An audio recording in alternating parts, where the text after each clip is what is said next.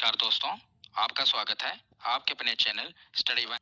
तो आज हम शुरुआत करेंगे पॉलिटी के सबसे इम्पोर्टेंट टॉपिक भारतीय संविधान से, जिसमें हम पढ़ेंगे भारतीय संविधान के विकास का इतिहास कि आखिर भारतीय संविधान बना कैसे, और संविधान सभा के बारे में पढ़ेंगे जिससे बहुत से प्रश्न एग्जाम में बनते हैं। और हम पूरे इस टॉपिक को एक कहानी की तरह पढ़ेंगे, आप भी इसमें इन्वॉल्व होइएगा और इसे आपको रटना नहीं है, बस एक कहानी की तरह समझना है और वीडियो को पूरा कॉन्सेंट्रेशन के साथ सुनना है। आप इस वीडियो को अगर पूरा एंड तक देख लेंगे तो आपका इस टॉपिक से क्वेश्चन कभी गलत नहीं होगा। तो चलिए बिना देरी किए हुए वीडियो को शुरू करते हैं। तो चलिए वीडियो की शुरुआत करते हैं और भारतीय संविधान के विकास के इतिहास के बारे में पढ़ते हैं कि आखिर भारतीय संविधान बना कैसे। पर उससे पहले हमें ये पता होना चाहिए कि आखिर संविधान कहते किसको हैं।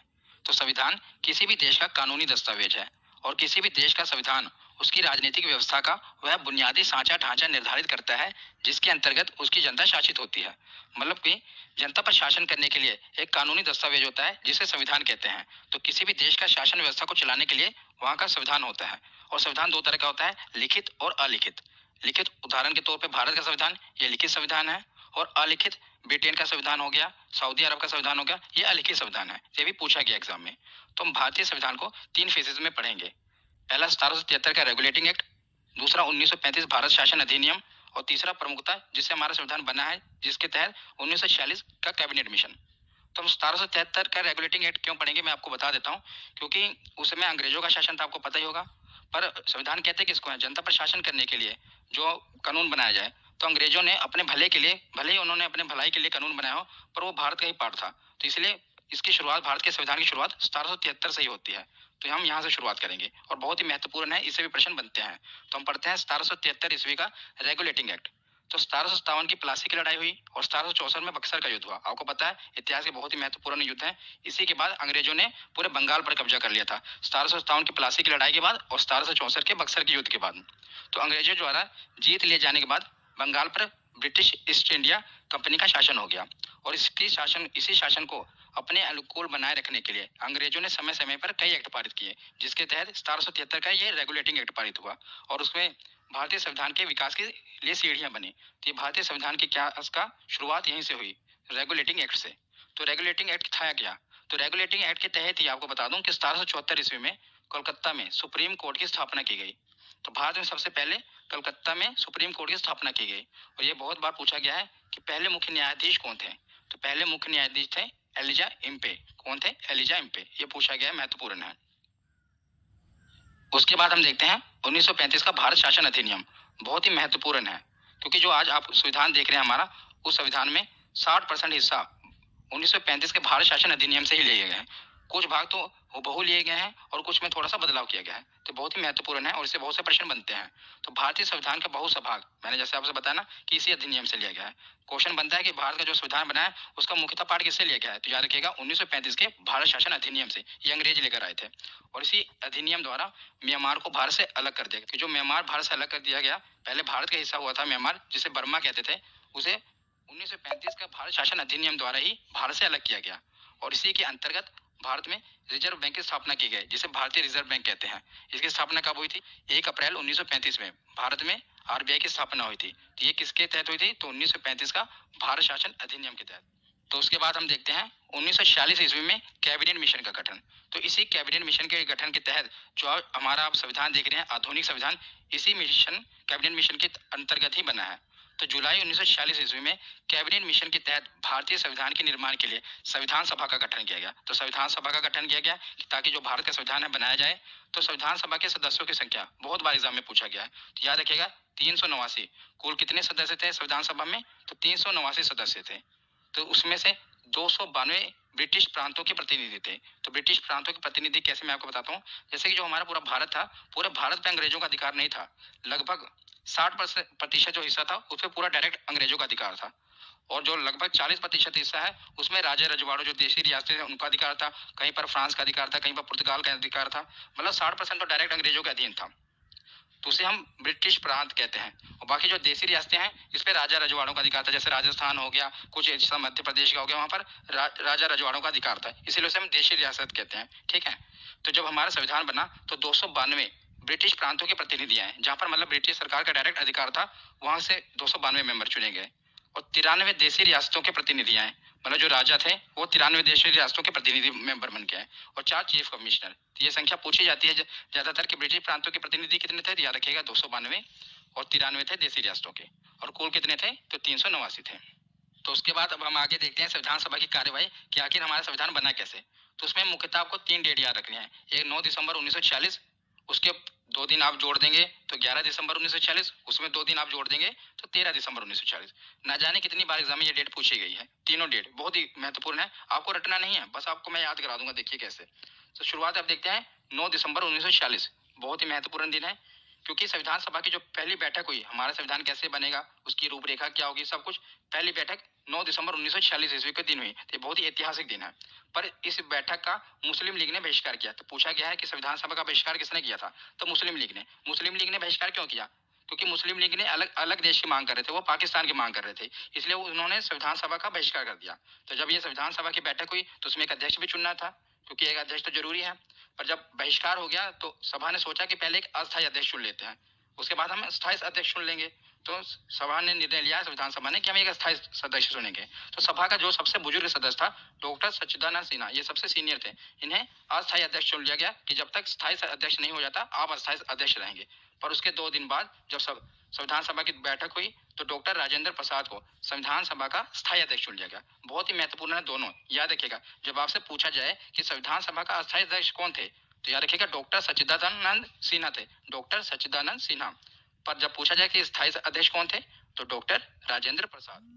तो उसके 2 दिन बाद 9 हो गई, फिर 11 दिसंबर 1946 हो गई। अब देखते हैं 13 दिसंबर 1946। तो 13 दिसंबर 1946 को जवाहरलाल नेहरू ने सभा के समक्ष उद्देश्य प्रस्ताव, जिसे हमारे भारतीय संविधान की प्रस्तावना कहते हैं, उसे पेश किया, और इसी के साथ संविधान बनने की कार्यवाही शुरू हुई। तो ये क्वेश्चन पूछा जाता है कि जवाहरलाल नेहरू ने उद्देश्य प्रस्ताव कब पेश किया, तो इसे 13 दिसंबर को, जब अध्यक्ष बन गए उसके बाद ही आगे कार्यवाही शुरू होगी संविधान सभा की। उसके 2 दिन बाद 13 दिसंबर को उन्होंने उद्देश्य प्रस्ताव पारित किया, पेश किया संविधान सभा के। तो उसके बाद हम कुछ प्रमुख समितियों के अध्यक्ष देख लेते हैं। ये सभी मोस्ट इंपोर्टेंट है, बहुत बार एग्जाम में डायरेक्ट पूछे जाते हैं, और 1 नंबर का आपको कुछ नहीं करना, बस इसको देखिए कैसे याद करते हैं। सबसे पहले संचालन समिति।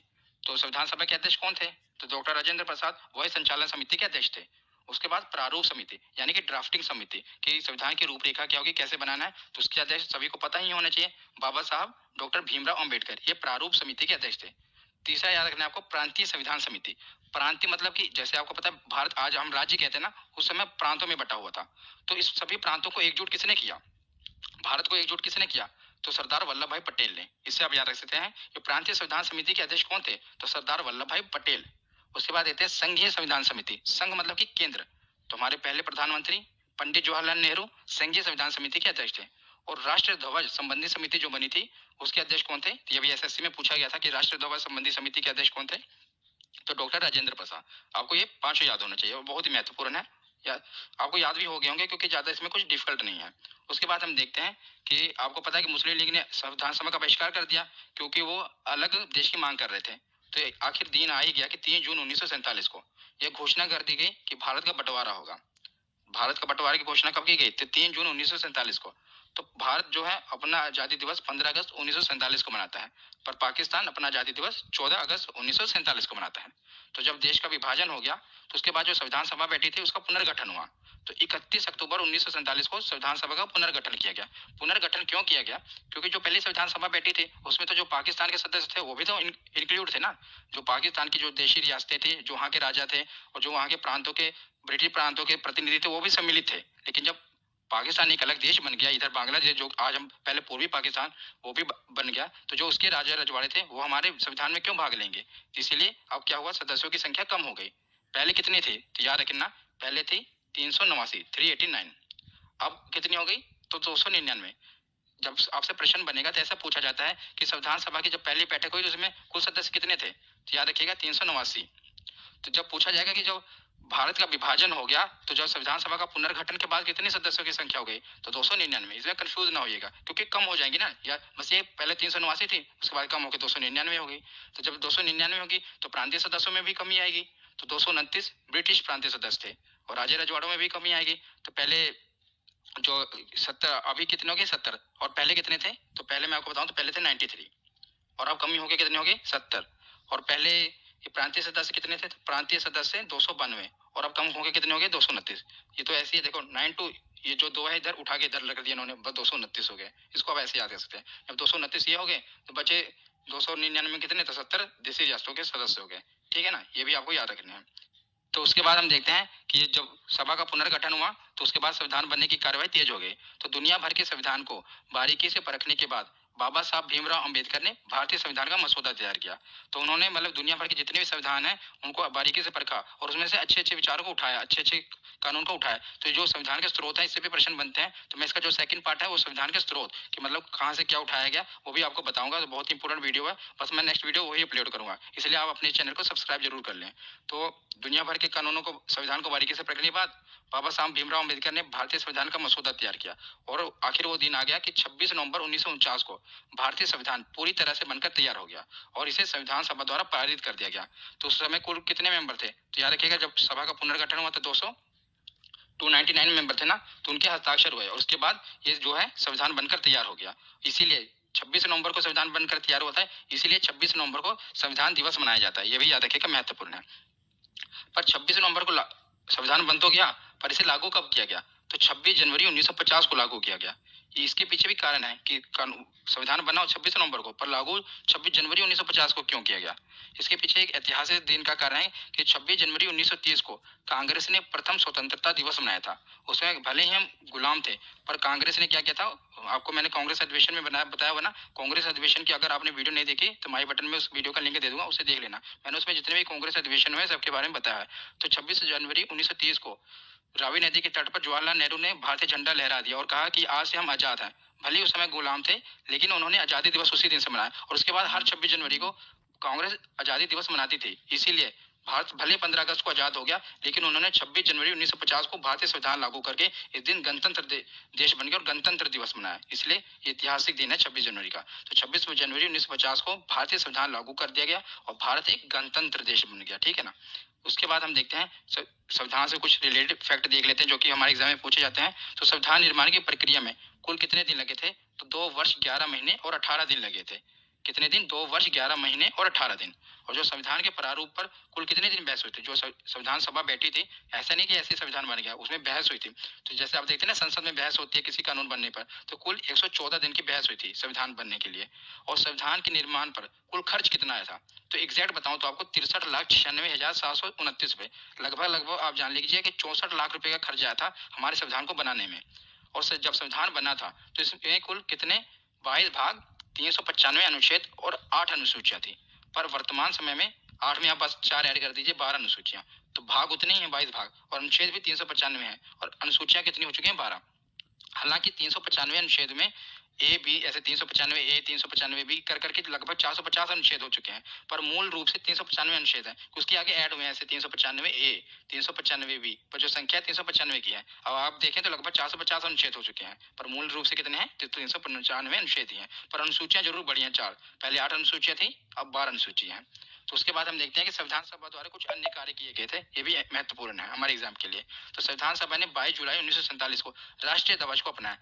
तो तिरंगा, हमारा भारत का तिरंगा, इसे 22 जुलाई 1947 को राष्ट्रीय ध्वज को अपनाया गया था संविधान सभा के द्वारा। ये डेट याद रखना, कब? 22 जुलाई 1947 को। और 24 जनवरी 1950 को राष्ट्रगान को अपनाया गया।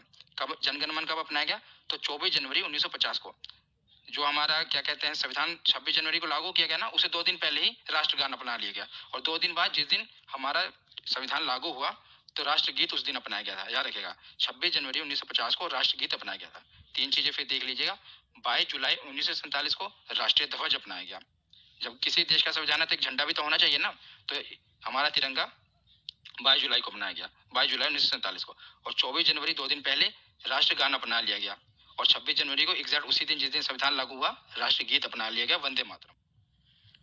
तो उसके बाद हम देखते हैं स्वतंत्र भारत का पहला मंत्रिमंडल। ये वीडियो का आखिरी पार्ट होगा, बहुत ही महत्वपूर्ण है। डायरेक्ट 1 नंबर का क्वेश्चन पूछा जाता है कि 1947 में जब भारत आजाद हुआ तो उस समय का मंत्रिमंडल कौन कौन था, मतलब कौन कौन से मंत्री थे। तो हमारे पहले प्रधानमंत्री कौन थे? सबको पता ही होगा, पंडित जवाहरलाल नेहरू। पहले गृह मंत्री कौन थे? तो लौह पुरुष सरदार वल्लभ भाई पटेल हमारे पहले गृह मंत्री थे।